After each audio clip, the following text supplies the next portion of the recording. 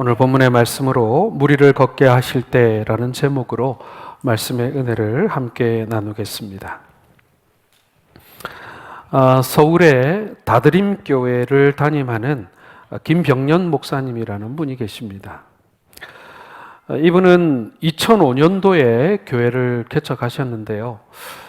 이분의 간증을 제가 사역하던 교회에서 강사로 모시고 3일 동안 이분의 간증을 들은 그런 적이 있었습니다. 자, 이 목사님께서 교회를 개척하고 4개월 후에 사모님께서 셋째 아이를 낳게 되는데요. 아이를 낳고 사흘 후에 뇌경색이 찾아왔습니다. 그리고 온몸이 마비가 되어서 결국에는 아무것도 할 수 없는 식물인간처럼 회복이 되지 못한 상태가 되었습니다. 손과 발을 사용할 수도 없고 말도 할 수도 없었고 눈만 껌뻑거리고 겨우 들을 수 있는 손 하나 까딱하지 못하는 그런 마비가 온 것입니다. 그리고 목사님은 이 사모님의 병간호를 9년 동안 집에서 하게 되어집니다. 더군다나 세 번째 태어난 아이, 이 태어난 아이는 사흘 만에 엄마가 쓰러졌으니 한 번도 엄마의 보살핌을 받아보지 못하고 9살이 되었습니다. 이 3남매를 목사님이 홀로 다 키운 이야기를 듣는데 정말 기가 막히더라고요. 어떻게 그럴 수 있을까? 얼마나 힘들었을까? 이런 생각을 하게 되는 것입니다. 갈릴리 바다에 일어난 풍랑보다 더 강력한 풍랑이 이 목사님과 목사님 가정에 불어 닥쳤던 것입니다. 설상가상으로 이 사모님이 이 온몸이 마비되고 신경이 마비되고 근육이 마비되다 보니까 이 몸을 이렇게 좀 더웁게 해주고 근육의 긴장을 풀어주기 위해서 이 찜질기를 사용했는데 아무도 사람이 없을 때 이 찜질기가 누전이 되는 바람에 화재가 일어나게 됩니다. 그래서 결국에는 이 사모님이 왼쪽 다리에 큰 화상을 입게 되고 그 정도가 너무 심해서 결국에는 다리를 절단하기에까지 이르게 됩니다. 고난에 또 고난이 겹쳐오는 것이죠. 이 목사님이 간증을 하는데 이 여러 가지 어려움이 어려움이 많았지만 그 중에 가장 큰 어려움이 뭐였냐면 이 아내의 식구들, 그러니까 처가 식구들의 원망과 공격을 받는 것이었다라고 합니다. 당신들의 딸을 형제를 데려다가 그렇게 고생을 시키고 이 지경을 만들어 놓은 것에 대해서 그렇게 원망을 하고 욕을 하고 공격을 하더라는 것입니다.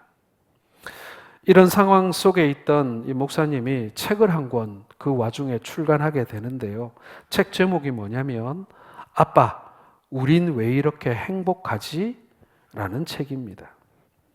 9살짜리 엄마의 보살핌을 한 번도 받아보지 못했던 이 셋째 딸이 아빠, 우린 참 이상해. 우리 집은 어떻게 이렇게 행복할 수 있지? 우리 집은 이렇게도 가난한데 왜 행복해? 어떻게 이렇게 매일매일 행복할 수 있지? 라고 고백하였다라는 내용이 그 책 속에 있습니다. 여러분, 이게 과연 가능한 일일까요? 집에 환자 한 명만 있어도 온 가족들이 정상적인 생활이 되지 않고 거기 매여서 함께 고통당하는, 그래서 여러분 좀 극단적인 경우는 어떻습니까? 간병인과 환자가 같이 동반 자살하는 경우들도 우리가 왕왕 보지 않습니까? 이렇게 끔찍하고 절망적인 상황에서 어떻게 행복하다고 고백할 수가 있겠습니까? 이 목사님과 이 세 자녀들은 이 인생의 큰 풍랑을 만나서 그 바다 위를 걷고 있는 사람들이 아닌가라는 생각을 해보게 되었습니다. 풍랑 같은 세상에서 무리를 걷는 예수님께서 우리를 만나 주시기를 우리는 매일 소망하며 살아갑니다. 그리고 불가능할 것만 같은 그 물 위를 때로는 주님께서 믿음으로 우리를 걷게 하실 때가 있다라는 사실을 우리는 오늘 발견하게 되는 것입니다.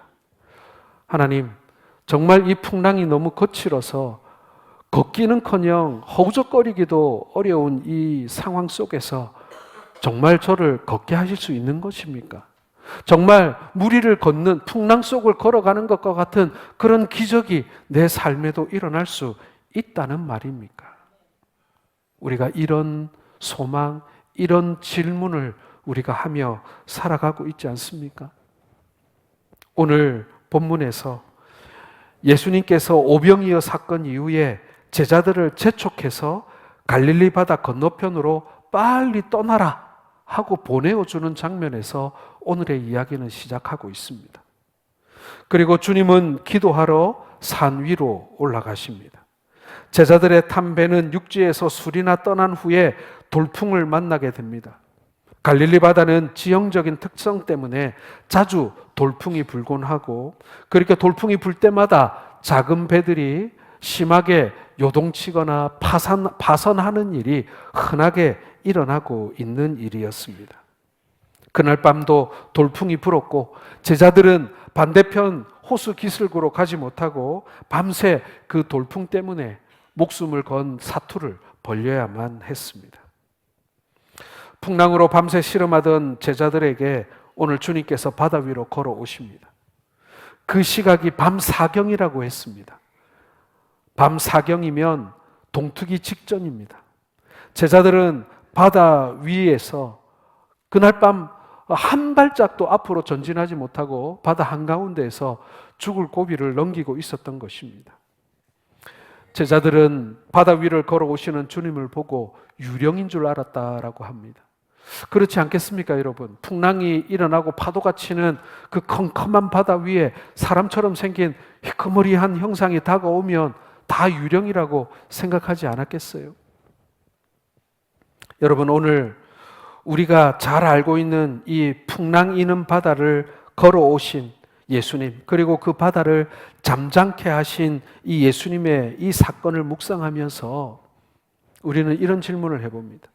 왜 예수님은 제자들과 함께 가지 않으시고 제자들에게 먼저 갈릴리 바다를 건너가게 하셨을까?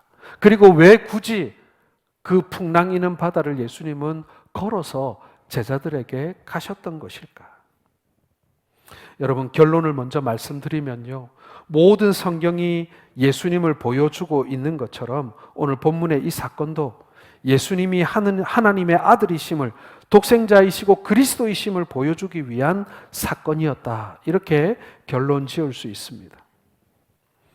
그 하나님의 아들이신 예수님께서 왜 풍랑 이는 바다를 건너가게 하셨는가를 이 시간 함께 살펴보기를 원합니다. 이 갈릴리 바다에 오늘 밤 풍랑이 일 것을 예수님께서는 알고 계셨어요. 이들이 그 풍랑 있는 바다 가운데서 아무것도 하지 못하고 계실 것을 예수님은 알고 계셨어요. 그래서 밤이 맞도록 예수님께서는 산에서 기다리시다가 이 풍랑 있는 바다를 걸어서 제자들에게 가셨던 것입니다. 왜 그러셨을까요? 첫 번째 이유는요, 제자들을 구별하시기 위함이었다라는 것입니다. 자, 22절 같이 읽겠습니다. 예수께서 즉시 제자들을 재촉하사 자기가 무리를 보내는 동안에 배를 타고 앞서 건너편으로 가게 하시고.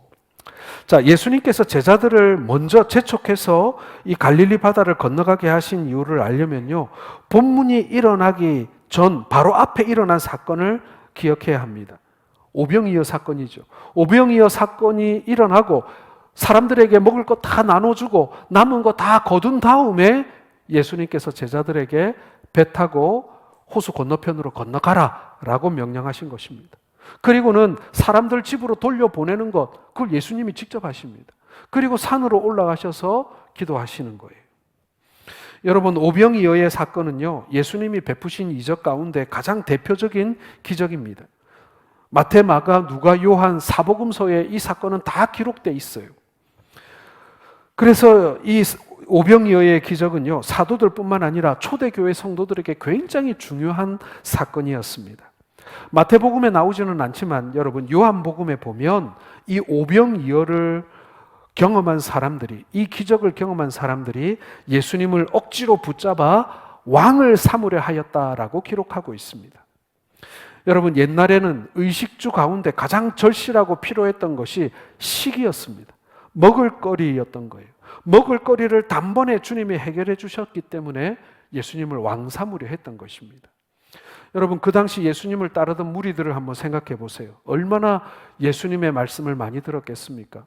산상수훈, 그 메시지를 들었던 사람들이 대부분 지금 오늘 이 들판에서 오병이어 그 예수님이 나누어 주시는 떡과 고기를 먹은 사람들 상당 숫자가 이 겹치는 사람들이에요.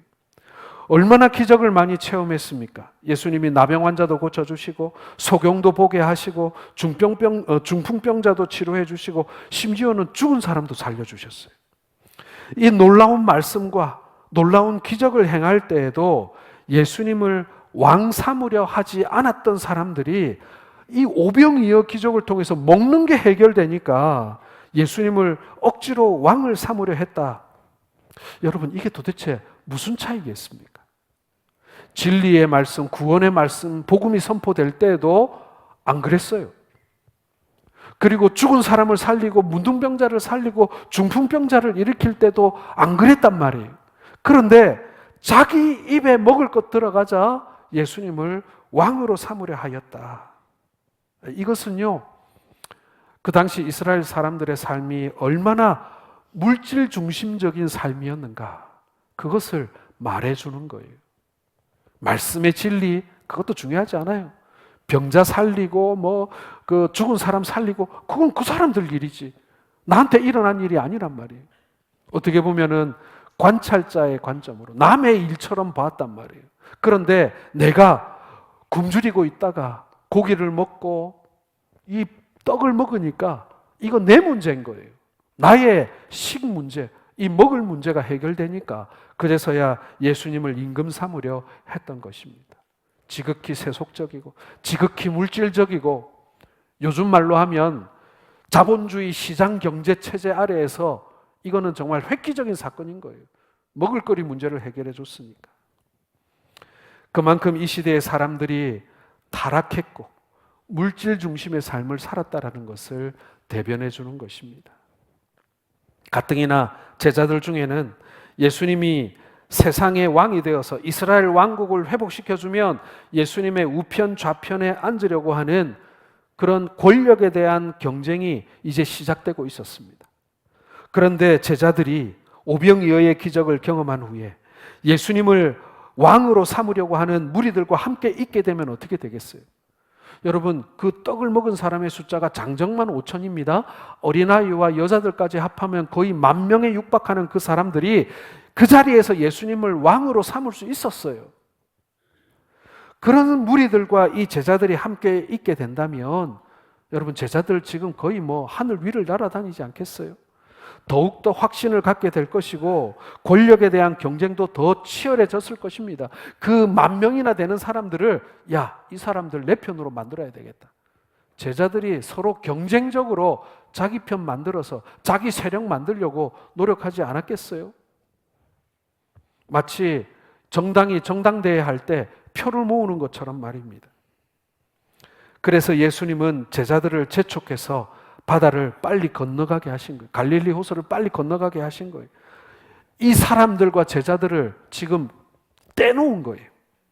예수님은 세상 왕이 되시기 위해서 이 땅에 오신 것이 아닙니다. 오히려 자신을 낮추고 자신의 목숨을 대속물로 주시고 우리를 구원하시려 이 땅에 오신 거예요. 예수님의 목적은 왕자도 왕관도 아니었습니다. 왕국이 아니었어요. 예수님의 목적은 십자가였던 것입니다. 그런데 사람들과 제자들은 아니었었어요. 목적이 그게 아니었던 것입니다. 그러니 제자들을 먼저 바다를 건너가게 하심으로 세상 사람들과 떼어놓으시기 위해서, 구별하시기 위해서 예수님은 이런 조치를 취한 것입니다. 주님은 우리가 세상에 물들지 않기를 원하십니다. 주님은 우리가 세상 사람들과 같은 시각과 가치관으로 살아가기를 원치 않으십니다.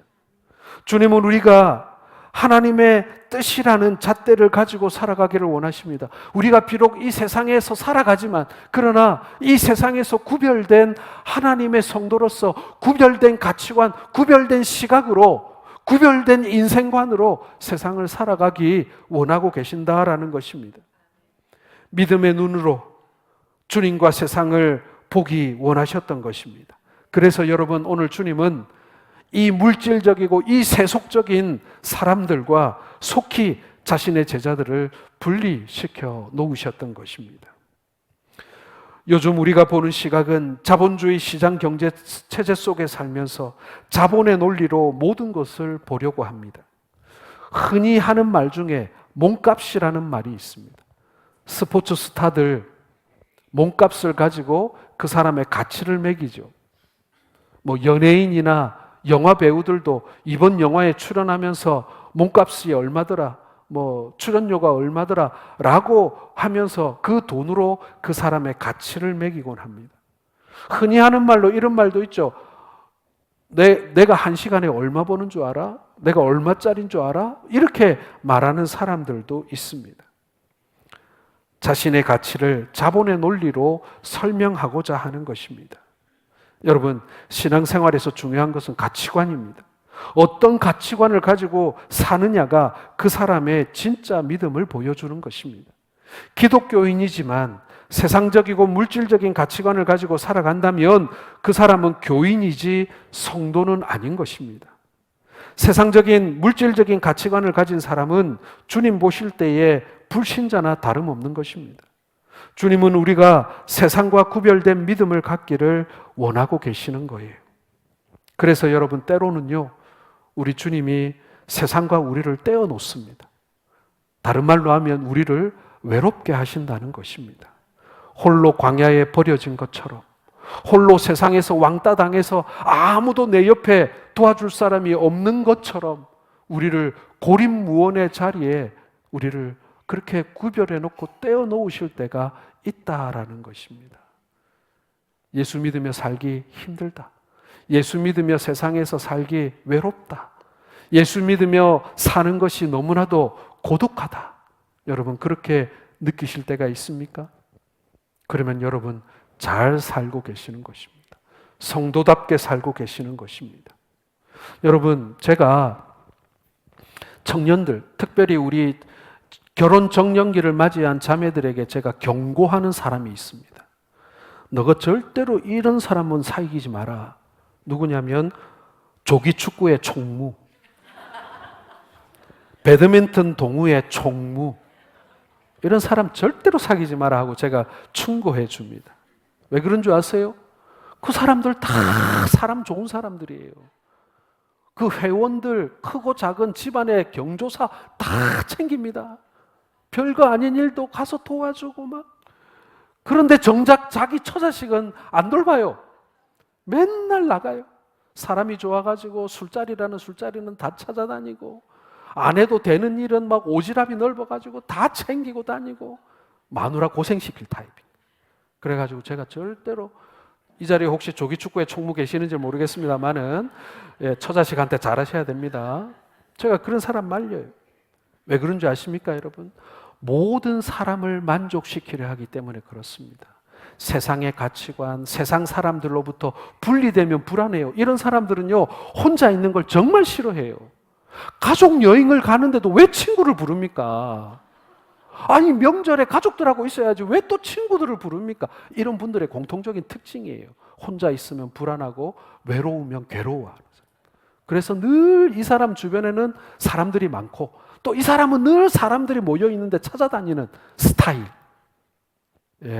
결혼하면 위험하겠죠. 자기 가치관이 없는 거예요. 사람들에게 맞춰주다 보니 외로운 게 싫어서 세상 사람들에게 맞춰주는 거예요. 그러나 여러분, 그리스도인은 안 그렇습니다. 그리스도인은 그렇게 살면 안 돼요. 어려운 사람 도와주고 그렇게 해야죠. 하지만 때로는 세상과 우리가 다름으로 인해서 왕따당하고 외롭고 고독할 수 있어요. 그걸 받아들이셔야 됩니다. 그게 싫어가지고 신앙 접고 그 사람들 하자는 대로 다 맞춰주고 조기축구에 총무되면 안 되는 것입니다. 하나님께서 세상에서 성도를 분리하시고 나누실 때가 있습니다. 오늘 제자들을 이 사람들과 떼어놓으신 것처럼 말입니다. 그렇게 구별하실 때 그것이 하나님이 우리를 향한 열심이시고 사랑이시고 배려이심을 믿으시는 우리 성도들 되시기를 주의 이름으로 축원합니다. 두 번째로 여러분, 오늘 예수님께서 제자들을 먼저 떠나보내신 것은요, 우리의 연약함을 깨닫게 하기 위해서라는 것입니다. 자, 24절 같이 읽겠습니다. 시작. 내가 이미 육체에서 소리나 떠나서 사람이 거스름으로 물결로 말미암아 고난을 당하더라. 자, 오병이어의 사건을 다시 재조명해 보면요, 5천 명이 넘는 사람들에게 주님께서 이 오병이어의 기적을 행하실 때 제자들이 했던 일은 뭐겠습니까? 아마도 10명, 20명 혹은 50명씩 이렇게 둘러 앉혀놓고 그들에게 떡과 물고기를 나누어 주는 일을 하지 않았겠습니까? 바구니를 들고 다니면서 사람들에게 떡과 고기를 나눠 주는데 이게 줘도 계속 나오는 거예요. 그 기적을 어떻게 행했는지 성경이 자세히 설명은 하고 있지는 않지만 우리가 짐작해 볼 수 있는 것은요, 떡 바구니를 들고 다니는 제자가 있었을 거고 물고기 바구니를 들고 다니는 제자가 있었을 거예요. 그런데 거기다 손을 집어넣고 꺼내도 계속 그 안에 고기가 있고 빵이 있는 거예요. 아마 그러지 않았겠습니까? 얼마나 신기했을까요? 제자들은 얼마나 신이 났을까요? 그때 제자들의 마음이 어떻겠습니까? 제자들은 기적적인 사건에 자신들이 쓰임받는 것을 영광스럽게 생각했을 거예요. 그리고 이런 주님이 자신들을 선택하셔서 사용하신다는 것이 자랑스러웠을 겁니다. 사람들 앞에서 어깨에 힘 빡 들어갔을 거예요. 그 바구니 들고 다니는 사람 특별한 사람이죠. 또 주님이 왕이 되시면 자기들이 이제 한 자리씩 차지하고 세상을 호령할 것이 확실한 것입니다. 그 기대감에 가슴이 부풀어 오르는 거예요. 제자들은 자신들이 뭔가 된 것처럼 착각했을 것입니다. 제자들의 마음속에 교만이라고 하는 독초가 자라기 시작하는 것입니다. 주님은 이런 제자들을 낮추실 필요가 있다고 판단하신 것입니다. 그래서 주님은 제자들이 탄 배를 같이 타지 않으시고 제자들만 먼저 바다를 건너가게 하신 것입니다. 그리고 그들이 풍랑을 만날 것을 알고 계셨습니다. 그런데 여러분 생각해 보십시오. 이 배에 탄 인물들이 누굽니까? 여러 사람들이 탔겠지만 그 가운데 베드로, 안드레, 야고보, 요한, 이 사람들의 직업이 뭐예요? 어부였어요. 노련한 어부였습니다. 한평생 이 어부로 잔뼈가 굵은 사람들이었습니다. 물고기 잡는 데도 전문가였지만 항해술도 뛰어난 사람들이었습니다. 그럼에도 불구하고 그들은 이 풍랑을 제어하지 못했습니다. 배를 반대편 기슬까지 운항하지 못했습니다. 그 문제를 해결하려고 목숨을 걸고 안간힘을 썼겠죠. 죽지 않으려고 얼마나 아둥바둥 애를 썼겠습니까? 닻을 올려라, 노를 저어라, 난리였을 것입니다. 하지만은 자신들의 힘으로 살아날 수 없다라는 사실을 곧 깨달았습니다. 주님께서 이렇게 제자들을 위기로 몰아가신 이유가 무엇이겠습니까? 그것은요, 이 제자들로 하여금 자신들이 떡바구니, 고기 바구니 나눠주면서 대단한 인물이 되었다고 생각하면서 자신들에게 권력이 주어질 것을 기대하면서 권력 다툼에 이제 서서히 접어들고 있던 그들에게 자신들의 연약함을 알아라. 너희들이 얼마나 연약한 인생인 줄 알아라. 이 파도 앞에 정말 꺼져가는 등불 같은 그런 인생이라는 것을 알아라 라고 주님께서 이제 알려주고 계시는 거예요. 여러분, 하나님은 어떤 분이십니까? 야고보서 4장 6절 같이 읽어보겠습니다. 그러나 더욱 큰 은혜를 주시나니 그러므로 일렀으되 하나님이 교만한 자를 물리치시고 겸손한 자에게 은혜를 주신다 하였느니라. 하나님은 교만한 자를 물리치시고 겸손한 자에게 은혜를 주시는 분입니다. 오늘 제자들에게 필요한 덕목은 무엇입니까? 권력자로서의 리더십이 아니라 겸손함이었습니다. 겸비함이었습니다. 저와 여러분은 하나님의 은혜를 입어 하나님의 자녀가 되었습니다. 하나님의 은혜로 믿음을 얻었고 하나님의 은혜로 영생을 얻었고 하나님의 은혜로 천국 시민권을 얻은 자들입니다. 그럼에도 불구하고 우리는 더욱더 큰 은혜가 필요하고 앞으로도 계속 은혜가 필요한 사람들입니다. 그러려면 뭐가 필요하다고요? 겸손함이 필요한 것입니다. 우리는 인생을 살다 보면 풍랑이는 바다를 경험할 때가 있습니다. 그 풍랑이는 바다는 우리의 힘으로 어떻게 해볼 수 있는 일이 아닙니다. 먼저 말씀드린 이 김병현 목사님에게 일어난 일들이 그렇습니다. 어떻게 하겠습니까? 자기가 노력으로 그 일을 극복할 수 있습니까? 우리는 그런 일이 일어날 때마다 겸손을 배워야 합니다. 우리의 힘으로 어떻게 할 수 없기 때문에 하나님의 은혜를 매 순간 구하는 삶을 살아야 하는 것입니다. 그렇게 겸손을 배우라고 주님은 먼저 바다를 건너가게 하신 것입니다.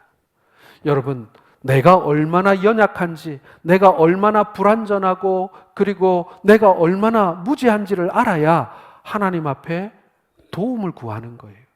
자기 의가 강한 사람, 자기가 세상에서 제일 똑똑한 사람, 자기가 이 많은 사람들 중에서 그래도 내가 명석하고 똑똑하다고 생각하는 사람은요, 하나님 앞에 겸비한 마음으로 기도하지 않아요. 도리어 기도하는 걸 들어보면 하나님을 꾸짖죠. 사람들을 꾸짖죠. 하나님한테 요구하죠. 이게 하나님을 훈계하는 건지 아니면 하나님께 이 도움을 달라는 건지 알지 못하는 그런 기도를 할 때가 있습니다. 겸손하지 못한 사람들의 모습인 거예요. 하나님께서는 오늘 우리에게 말씀하십니다. 우리의 연약함을 인정하라고, 우리의 연약함을 알라고. 여러분, 이것은요 무능함이 아닙니다. 이것은요 세상에서 적응하지 못한 부적응자의 이야기가 아닙니다. 하나님 앞에 겸비한 마음을 가진 사람, 그 사람에게 하나님은 일하실 수 있고 역사하실 수 있고 은혜 베풀 수 있는 줄 믿으시길 바랍니다. 마지막 세 번째로 여러분, 오늘 예수님께서 제자들을 먼저 바다로 떠나보내신 것은 우리로 하여금 물 위를 걷게 하시기 위해서였다라는 것입니다. 예수님께서는요 베드로를 이 해변에서 바다를 향해서 걷게 하신 것이 아니에요. 바다 한가운데, 그것도 풍랑이는 바다 한가운데서 베드로를 걷게 하는 경험을 하게 해주셨다라는 것입니다. 자, 28절 29절 같이 읽겠습니다. 시작. 대답하여 이르되 주여 만일 주님이시거든 나를 명하사 무리로 오라 하소서 하니 오라 하시니 베드로가 배에서 내려 물 위로 걸어서 예수께로 가되. 여러분, 이스라엘 사해 가보셨습니까? 저도 사해에 가본 적이 있는데 거기 가면 사람들이 물 위에 둥둥 뜹니다. 구명조끼나 튜브를 쓰지 않아도 그냥 물에 가서 그냥 가만히 앉아 있으면 물 위에 둥둥 뜹니다. 염도가 다른 바다보다 10배가 넘게 높기 때문에 그렇습니다. 그러나 여러분, 사해라고 하더라도 사람이 물 위를 걸을 수는 없습니다. 조심스럽게 들어 누우면 가라앉지 않고 둥둥 뜰 뿐인 것이죠. 여러분, 물 위를 걷는 방법은 딱 한 가지입니다. 한쪽 발이 물에 가라앉기 전에 다른 발로 물을 딛고 걸으면 되는 겁니다. 여러분, 제일 알 수 있는 게 옛날에 요즘 굉장히 오래된 광고인데 TV 광고 중에 목도리 도마뱀 나오는 광고가 있었어요. 기억하십니까, 여러분? 목도리 도마뱀이 물 위를 막 달려가는 슬로우 모션으로 보여주는 그 장면이 TV 광고에 나온 적이 있는데 그 TV 광고에는 목도리 도마뱀이 물 위를 걸어가는 장면이 아주 슬로우 비디오로 나옵니다. 그러나 실제로 목도리 도마뱀이 물 위를 달리는 장면을 보면요, 눈 깜짝할 사이 지나갑니다. 엄청나게 빠른 속도로 물 위를 지나가 버립니다. 연구에 의하면 물 위에서 이렇게 한쪽 발이 가라앉기 전에 다른 한쪽 발을 딛고 물 위를 걸으려고 하면 약 시속 108km의 속도로 달리면 물 위를 걸을 수 있다고 합니다. 사람이 말입니다. 사람이. 목도리 도마뱀 말고. 여러분, 육상 선수 중에 제일 세계 기록 가지고 있는 사람이 누구죠? 우사인 볼트죠. 우사인 볼트가 시속 44.7km로 달립니다. 그러니 우사인 볼트보다 최소한 2배 이상, 3배 정도는 빠르게 달려야 물 위를 걸을 수 있다라는 계산이 나옵니다. 한마디로 사람이 목도리 도마뱀처럼 뛸 수 없다는 얘기죠. 불가능한 얘기입니다. 그러나 주님이 하시면 가능하다는 거예요. 제자들은 물 위로 걸어오시는 분이 유령이 아니라 주님이라는 사실을 알게 되었습니다. 그때 베드로가 주님께 소리치죠. 주여, 만일 주님이시거든 나로 명하사 물 위로 걸어오라 하소서. 이 말을 들으신 주님께서 말씀하십니다. 오라. 베드로는 주님의 이 말씀을 듣고 배에서 내려 물 위를 걷기 시작합니다. 여러분, 우리 주님은 베드로를 물 위로 걷게 하신 분이십니다. 여러분, 예수님은 그리스도시잖아요. 메시아시잖아요. 하나님의 아들이시잖아요. 그래서 그분은 물 위를 걸을 수도 있어요. 사실은 생각해 보면 이상한 일이 아니에요. 그러나 베드로가 물 위를 걸었다라는 것은 이건 정말 심각한 일이에요. 말이 안 되는 일이잖아요. 사람이 물 위를 걷는 것은 불가능합니다. 그러나 우리 주님이 명하시면 가능합니다. 우리는 불가능한 일들을 많이 만나게 됩니다. 가능한 일보다 불가능한 일이 우리의 삶엔 더 많아요. 우리는 우리의 지혜와 노력과 우리의 능력으로 불가능한 일들을 얼마나 많이 만나는지 모릅니다. 하지만 우리 주님이 역사하시면 우리는 모든 일을 할 수 있습니다. 우리는 성경의 말씀을 믿어야 합니다.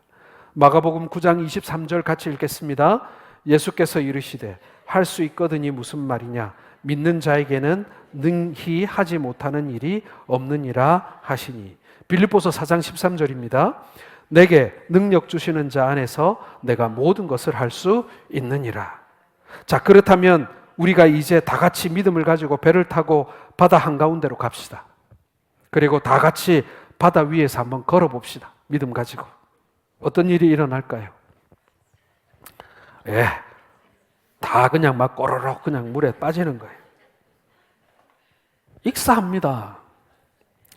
여러분, 물 위를 걷는 기적이 일어나기 위해서는요, 세 가지 조건이 필요합니다. 첫 번째는요, 말씀입니다. 주님이 말씀하시면 이라는 조건입니다. 여러분, 베드로가 주님이시거든 나를 명하사 물 위로 오라 하소서 할 때 주님께서 뭐라고 말씀하시죠? 오라! 라고 말씀하십니다. 여러분, 그 오라라는 말씀이 없으면요, 베드로 물에 들어가는 순간 그냥 가라앉는 거예요. 중요한 것은 우리를 향한 주님의 말씀이에요.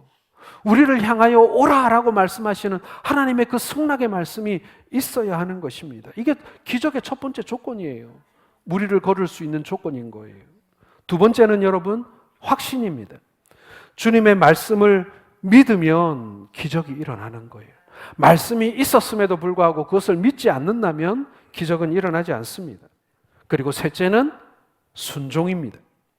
말씀대로 순종할 때 기적은 일어나는 것입니다. 그런데 여러분, 여기서 제일 중요한 것은 뭐냐면요, 우리의 확신도 우리의 순종도 좋은데 그 이전에 제일 중요한 것은 주님의 말씀인 것을 믿으시길 바랍니다. 오래전 일인데요, 서울에 가면은 삼각산 기도원이라는 곳이 있습니다. 거기 거의 기도의 성지예요. 이 삼각산 기도원에서 기적도 많이 일어나고 기도 응답받은 사람들의 간증이 진짜 많아요. 그래서 많은 사람들이 이 삼각산 기도원에 기도하러 많이 갑니다. 누가 삼각산 기도원 간다 그러면은 이야, 진짜 어려운 일이 있나 보다 이렇게 생각을 해요. 아무튼 이 삼각산 기도원에서 어떤 자매가 기도하러 올라갔어요. 밤새도록 기도하고 그 다음날 내려와서 집을 가려고 하는데 밤새 비가 많이 왔나 봐요. 계곡물이 불어가지고 건너갈 수가 없는 거예요. 이때 자매가 생각해낸 말씀이 오늘 우리가 읽었던 이 마태복음 14장 이 본문의 말씀입니다. 주님은 베드로에게 오라 하셨지만 하나님께서 그 자매에게 오라 하지 않으셨어요. 그런데 이 자매는 베드로를 걷게 하신 주님이 자신도 계곡물 위를 걷게 하리라고 확신했습니다. 그리고 계곡물에 뛰어들었다가 그 급류에 휩쓸려서 목숨을 잃는 사건이 일어났어요. 이 자매는 확신했지만 주님은 그녀에게 말씀하지 않으셨어요. 여러분, 우리의 확신은 말씀에 근거해야 합니다. 우리의 삶의 결단, 우리의 삶의 어떤 결정, 선택, 확신, 이거 다 어디서 출발해야 되는 거예요? 말씀에서 출발해야 되는 거예요. 말씀 깡그리 무시하고 자기 의지로, 자기 고집으로 믿습니다. 그거 안 되는 거예요. 하나님의 말씀이 내 삶 속에 배어 있어야 되고 우리가 기도하는 가운데 우리 주님으로부터 말미암는 체험이 있어야 되는 거예요. 성경에 나오는 특별한 경우를 자신에게 함부로 적용하지 말아야 합니다. 하나님께서 주신 특별한 응답이 없다면 우리는 자연과 환경이 부여해 준 그 자연 법칙에 순응하며 살아야 하는 것입니다. 하지만 하나님의 응답이 확실하다면 우리는 담대하게 용기 있게 뛰어들 수가 있는 것입니다.